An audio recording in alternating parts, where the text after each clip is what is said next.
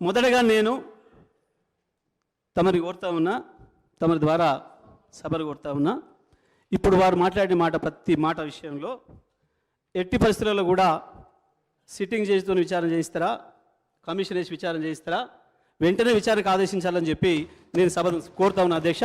తమరి ద్వారా వెంటనే వారు చేసిన ప్రతి ఆరోపణ పైన సిట్టింగ్ జడ్జితోనా కమిషన్తోనా ప్రభుత్వం యొక్క విజ్ఞతకు వదిలేస్తూ ఉన్నా.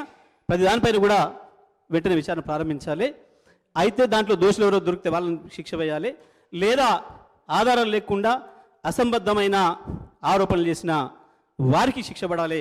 తప్పకుండా ఇది తేలాలని చెప్పి నేను విజ్ఞప్తి చేస్తూ ఉన్నా అధ్యక్ష. సభ ద్వారా ప్రజానికాన్ని కూడా విజ్ఞప్తి చేస్తూ ఉన్నా. ఇటువంటివి చాలా సందర్భాల్లో బయట మాట్లాడుతుంటే విన్న నేను ఏ ఒక్కరోజు కూడా నేను ఇటువంటి విషయాలలో నేను మాట్లాడలేదు, రియాక్ట్ కాలేదు. ఇవన్నీ కూడా పనికిమాలిన మాటలు, అర్థం లేని ఆధారరహితమైన మాటలు కాబట్టి రికార్డులోకి రావాలని నేను ఇన్ని రోజులు వెయిట్ చేసి అధ్యక్ష. గత 5 సంవత్సరాలుగా రికార్డులోకి రావాలని నేను వెయిట్ చేస్తూ ఉన్నా.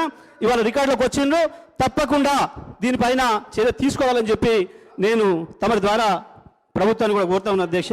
ఇక వారు చెప్పిన అసలు విషయానికి వద్దాం అధ్యక్ష. ప్రభుత్వం అగ్రికల్చర్ సప్లై చేసిన విషయంలో వారు అన్న మాటలన్నీ కూడా వారి డిప్యూటీ సీఎం గారికి వర్తిస్తాయి తప్ప నాకు వర్తించవు అధ్యక్ష. ఎందుకంటే వారు ఇచ్చిన దాంట్లో వారి శ్వేతపత్రంలోనే 18వ పేజీలో యావరేజ్ సప్లై అవర్స్ 19.22 అని చెప్పి వారే స్వయంగా ఇచ్చిండ్రు. వీరు సభకు ఎప్పుడు కూడా 10-12 గంటలు కూడా రాలేదనే మాట వారి కొలిగైన ఇంకొక మంత్రి గారు మాట్లాడినరు. దీనిపైన కూడా చర్యలు తీసుకోవాలని చెప్పి నేను సభను కోరుతా ఉన్నా అధ్యక్ష. తమ ద్వారా సభను కోరుతా ఉన్నా అధ్యక్ష.